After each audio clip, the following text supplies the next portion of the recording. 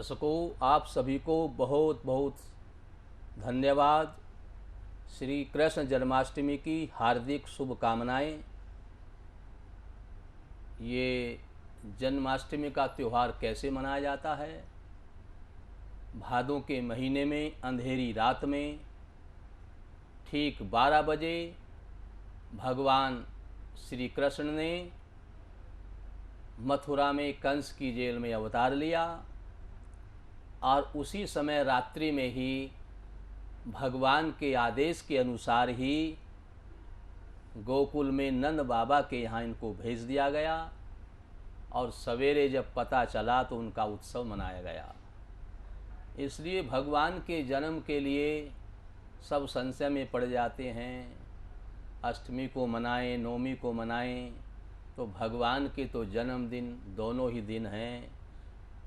भगवान अष्टमी की आधी रात को रोहिणी नक्षत्र में, और उस समय बादल भी गरज रहे थे, वर्षा हो रही थी, भगवान ने अवतार लिया और सभी देवता बड़े प्रसन्न हुए, क्योंकि भगवान तो बार बार धर्म की रक्षा करने के लिए पृथ्वी पर आते हैं। यदा यदा ही धर्मस्य ग्लानिर्भवति भारते अभ्युत्थानम अधर्मस्य तदात्मानं सृजाम्यहम् परित्राणाय साधूनां विनाशाय च दुष्कृतां धर्म संस्थापनार्थाय संभवामि युगे युगे। भगवान हर युग युग में जब धर्म नष्ट हो जाता है, सनातन धर्म बहुत कम मात्रा में रह जाता है, तब भगवान अवतार लेते हैं। पहले भगवान संतों को भेजते हैं। संत जो है धार्मिक बातें, कथा भागवत सुना करके उनके पापों का नाश करते हैं। पर जब लोग इतने आतताई हो जाते हैं, साधु संतों को भी नहीं मानते हैं, तब भगवान स्वयं आते हैं। साधु संत धार्मिक बातें कथा, धार्मिक बातें कथा सत्संग के द्वारा उनके पापों का नाश करते हैं, पर जब भगवान आते हैं तो पापी का ही नाश करते हैं। इसलिए भगवान बार बार अवतार लेते हैं।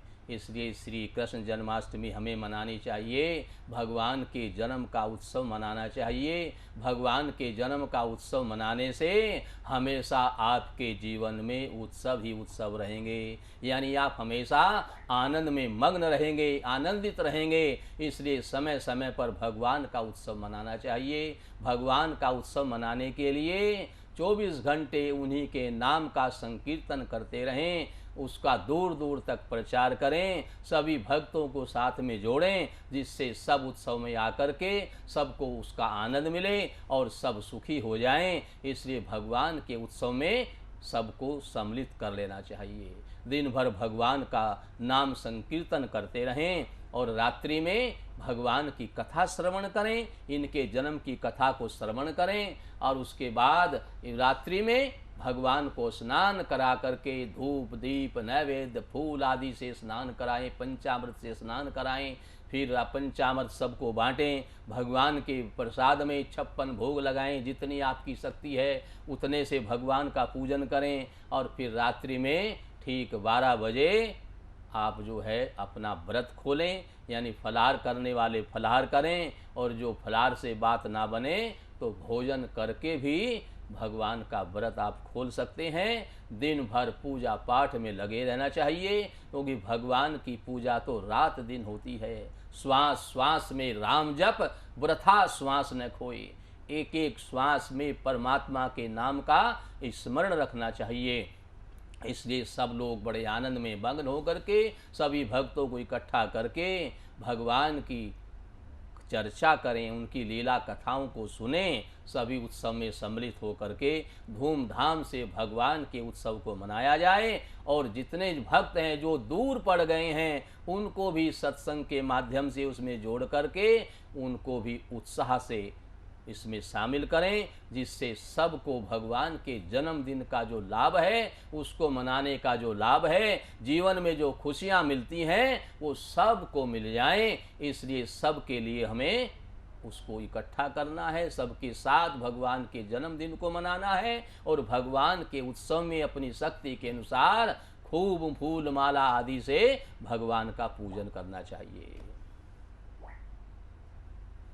सभी दर्शकों को भगवान श्री कृष्ण के जन्मदिन की हार्दिक शुभकामनाएं। आप लोग हमेशा भगवान के जन्म का उत्सव मनाते रहें और संसार में सुखी रहें, सब प्रकार के कष्ट और पीड़ा आपकी दूर हो जाएं। इसलिए हमेशा भगवान के उत्सव को मनाते रहें। सबको बार बार हार्दिक शुभकामनाएं। श्री राधे राधे राधे।